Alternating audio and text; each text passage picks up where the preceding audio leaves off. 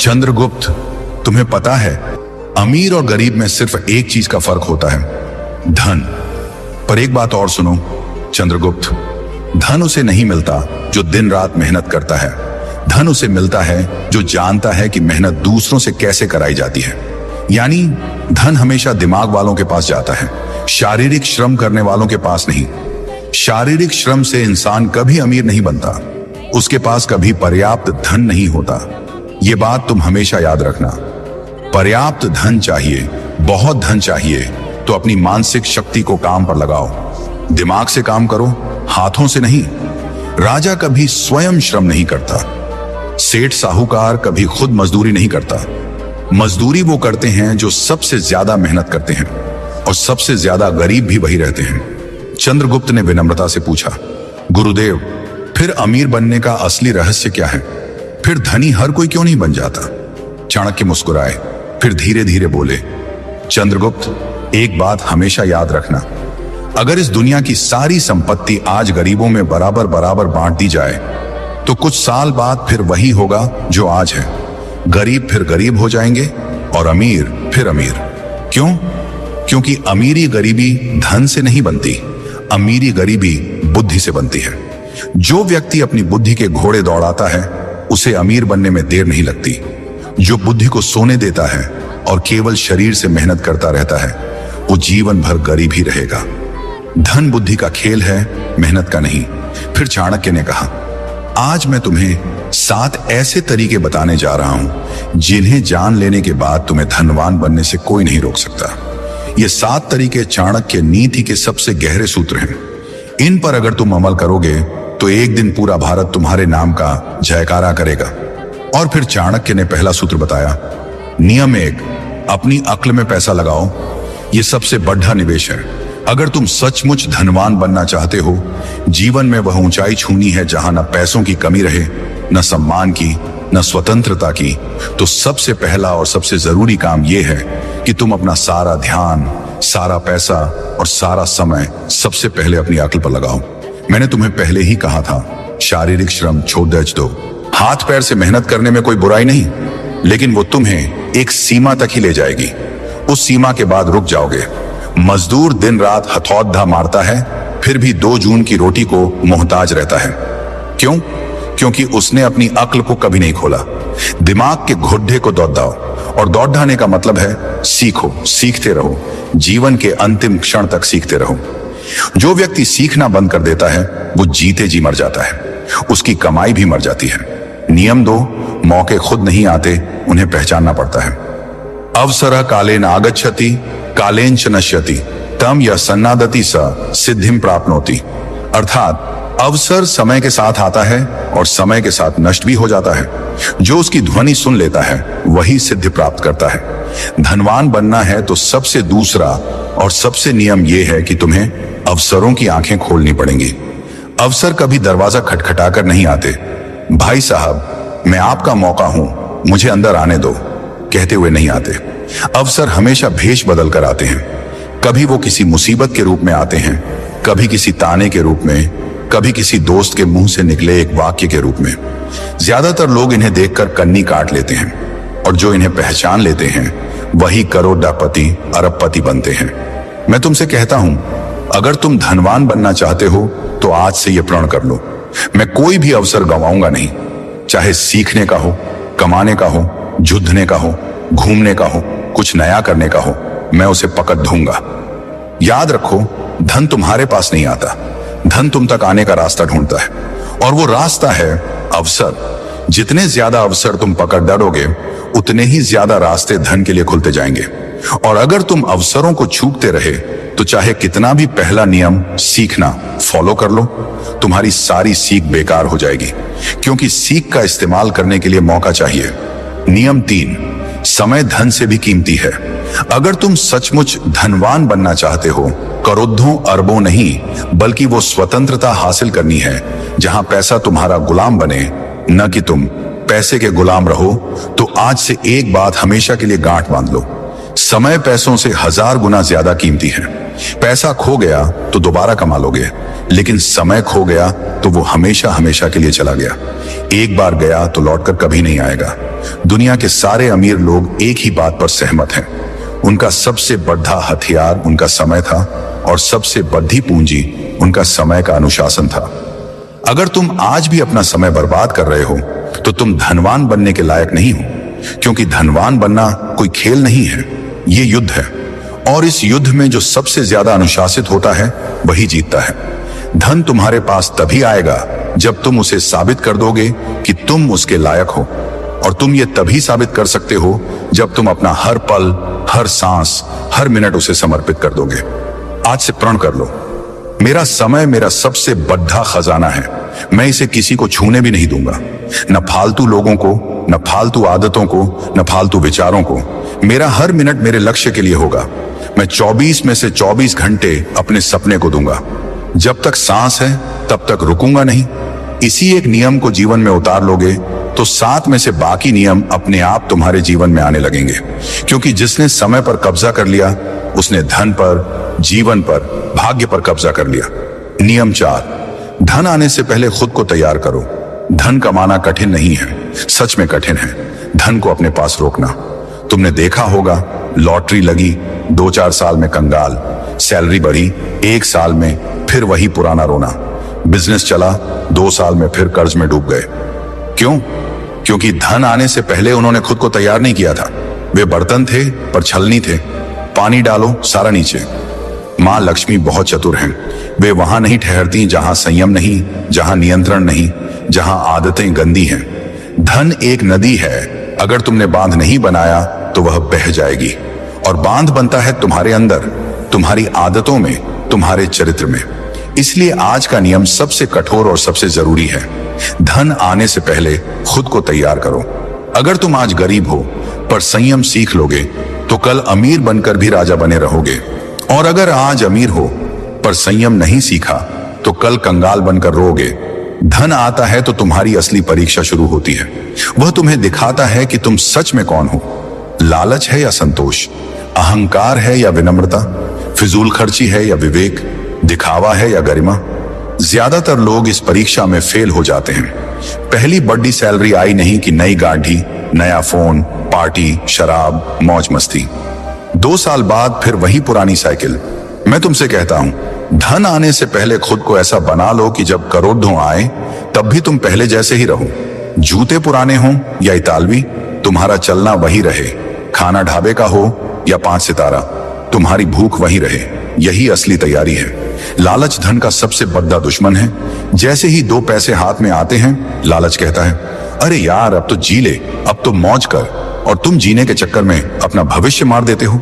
नियम 5, अपनी संगति को सुधारो और दिमाग को लक्ष्य के प्रति प्रेरित रखो।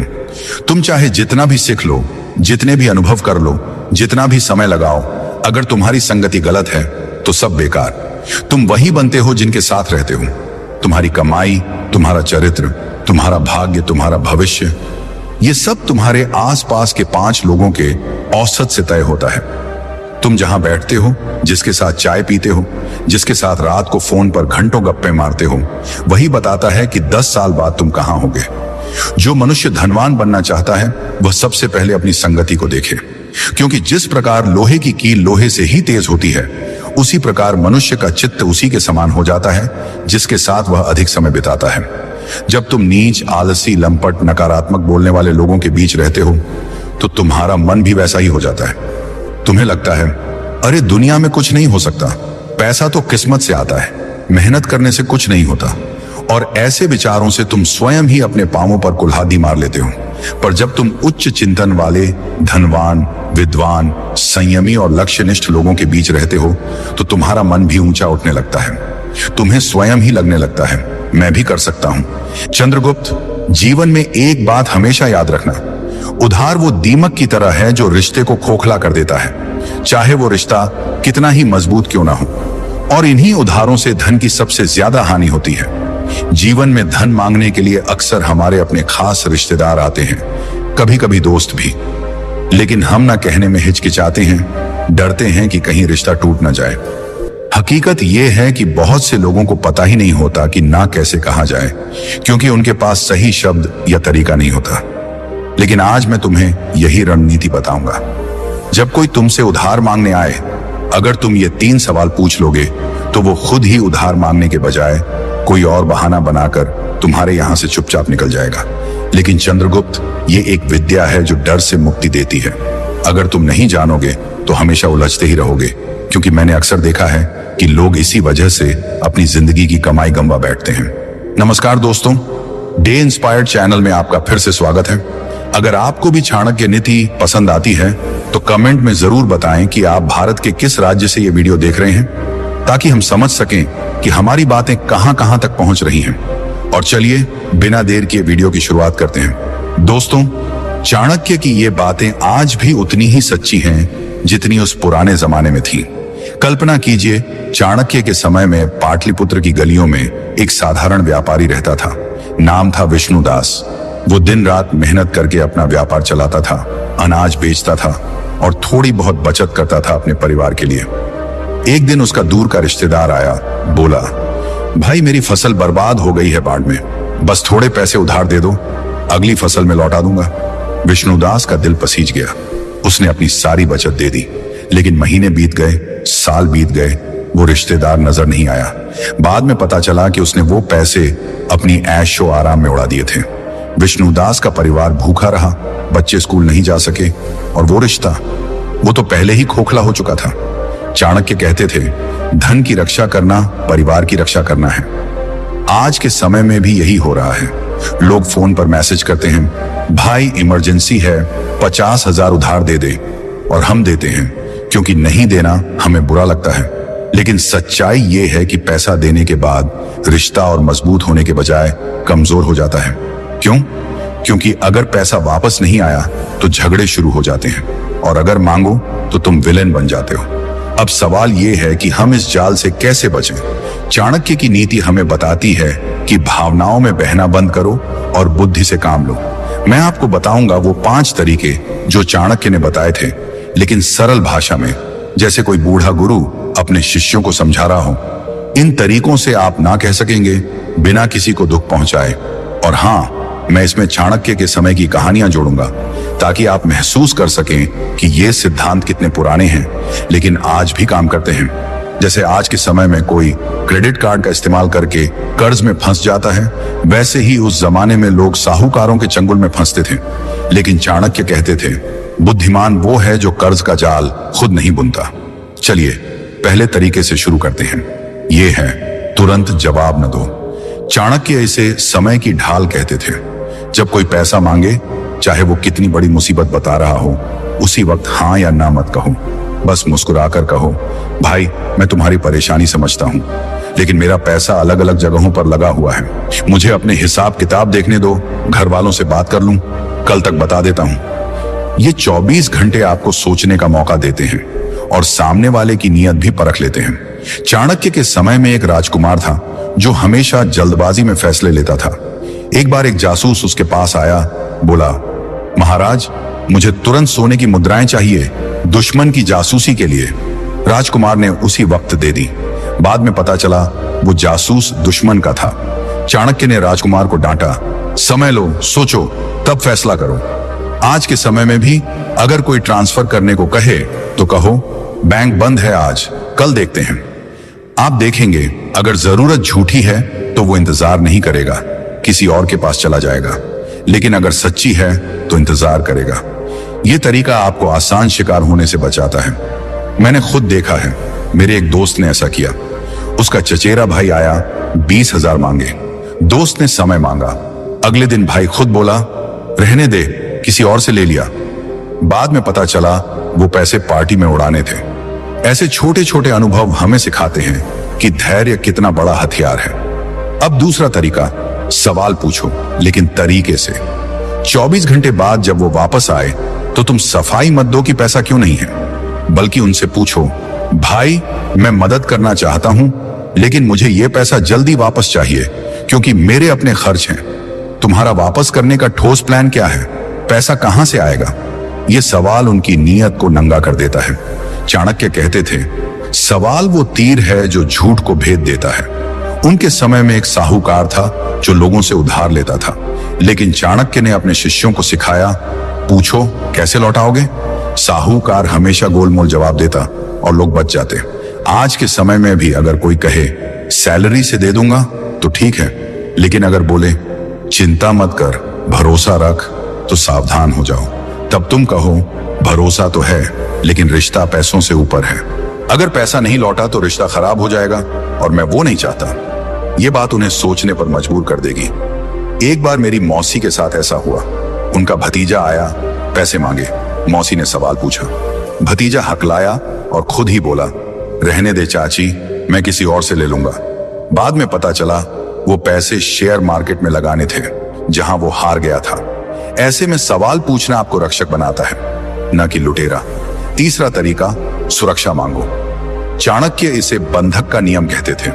अगर वो अभी भी जिद करे तो कहो, भाई नियम तो होते हैं, मैं पैसा दे दूंगा, लेकिन बदले में एक छोटी सी गारंटी चाहिए, जैसे चेक या कोई चीज रखवा दो।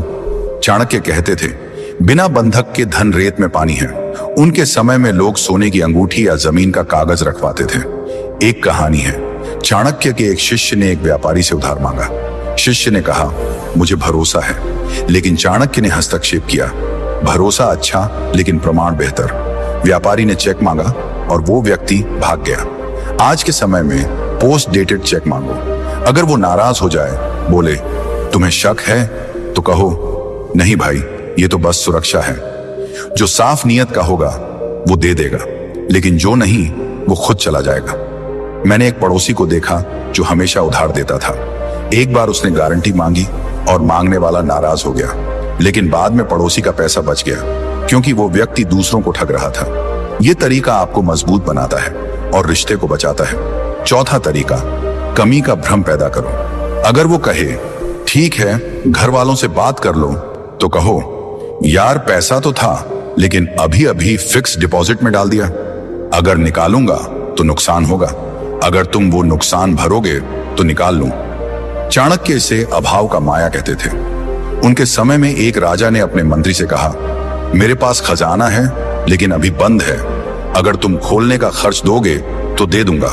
मंत्री खुद पीछे हट गया। आज भी यही काम करता है। कोई उधार मांगने वाला आपके नुकसान को क्यों भरे, वो खुद कहेगा रहने दे।